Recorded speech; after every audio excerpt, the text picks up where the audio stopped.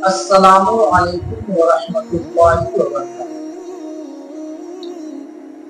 میرے عزیز بھائیوں، آج ہم ایک نہایت اہم اور بابرکت موضوع پر گفتگو کرنے جا رہے ہیں، جس کا تعلق ہماری زندگی کے ایک اہم عبادت سے ہے، یعنی عید الاضحیٰ کی نماز اور اس کے صحیح طریقے سے۔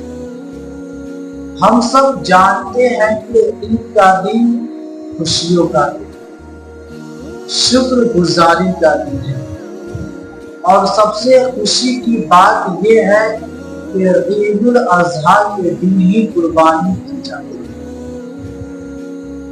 لیکن اس سے پہلے کہ ہم قربانی کریں، ایک اہم عبادت بھی ہمیں ادا کرنی ہے، وہ ہے عید کی نماز۔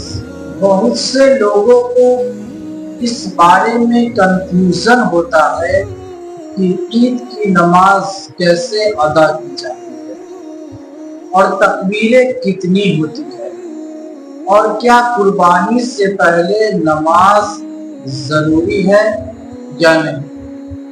تو آئیے ان تمام باتوں کو نہایت آسان، واضح اور سنت کے مطابق طریقے سے سمجھتے ہیں۔ سب سے پہلے یاد رکھیں کہ عید الاضحیٰ کی نماز اسلام میں ایک اہم عبادت ہے۔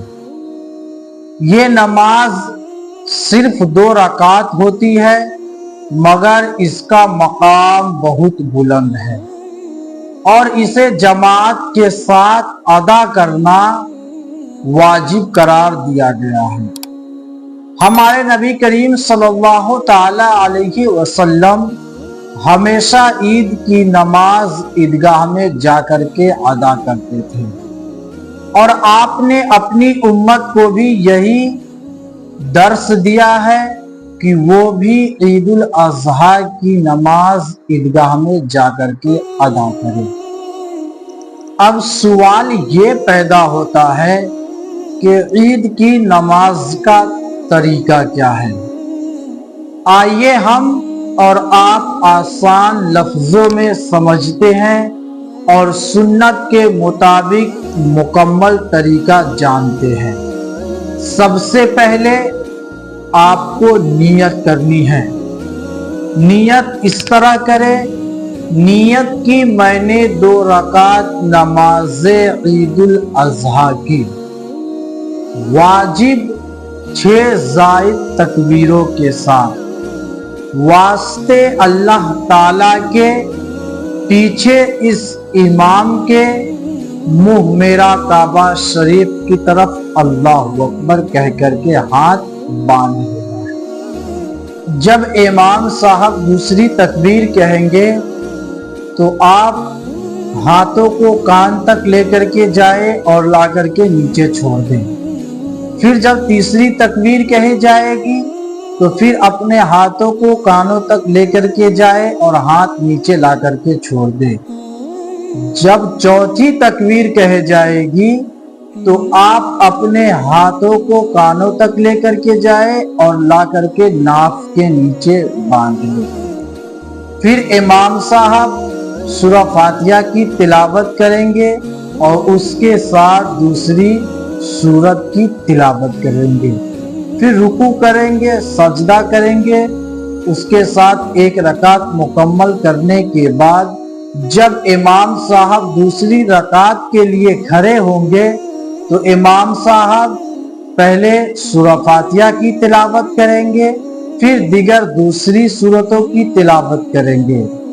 جب امام صاحب دوسری رکعت کی قرات کو پوری کرنے کے بعد جب تکبیر کہیں گے لفظ اللہ اکبر، تو آپ اپنے ہاتھ کو کانوں تک لے کر کے جائیں اور لا کر کے چھوڑ دیں۔ جب امام صاحب دوسری تکبیر کہیں گے تو آپ ہاتھوں کو کان تک لے کر کے جائیں اور لا کر کے نیچے چھوڑ دیں۔ پھر جب تیسری مرتبہ تکبیر کہی جائے گی تو آپ اپنے دونوں ہاتھوں کی کان کی لو تک لے کر کے جائیں اور لا کر کے نیچے چھوڑ دے۔ جب چوتھی بار تکبیر کہی جائے گی تو آپ اپنے ہاتھ کو اٹھائے بغیر رکوع میں چلے جائیں، اور جس طرح پانچوں وقت کی نماز مکمل کی جاتی ہے اسی طرح آپ اپنی نماز کو مکمل کریں۔ یہی ہے عید کی نماز کا سنت طریقہ جو ہمارے نبی کریم صلی اللہ تعالی علیہ وسلم سے ثابت ہے۔ اب ایک نہایت اہم مسئلہ بغور سماعت فرمائیں، کیا قربانی عید کی نماز سے پہلے کی جا سکتی ہے؟ اس سلسلے میں صحیح بخاری کی حدیث ہے کہ نبی کریم صلی اللہ تعالی علیہ وسلم نے نہایت واضح انداز میں ارشاد فرمایا ہے کہ جس شخص نے عید کی نماز سے پہلے قربانی کر لی تو اس کی وہ قربانی شمار نہیں کی جائے گی، یعنی قربانی کا وقت عید کی نماز کے بعد شروع ہوتا ہے۔ یہ بات ہمیں پکی کر لینی چاہیے کہ پہلے نماز ادا کرے پھر قربانی کرے۔ یہی طریقہ ہمارے نبی کریم صلی اللہ تعالی علیہ وسلم کا ہے، اور یہی ہمارے لیے کامیابی کی راہ ہے۔ میرے عزیز بھائیوں، یہ دن اللہ تعالیٰ کے ذکر، شکر اور قربانی کا دن ہے۔ ہمیں چاہیے کہ اس دن کو ضائع نہ کریں، بلکہ سنت رسول صلی اللہ تعالی علیہ وسلم کے مطابق عبادت کرے اور ایک دوسروں سے گلے ملے، خوشیاں بانٹے اور اللہ تبارک و تعالی سے اپنی مغفرت طلب کریں۔ آپ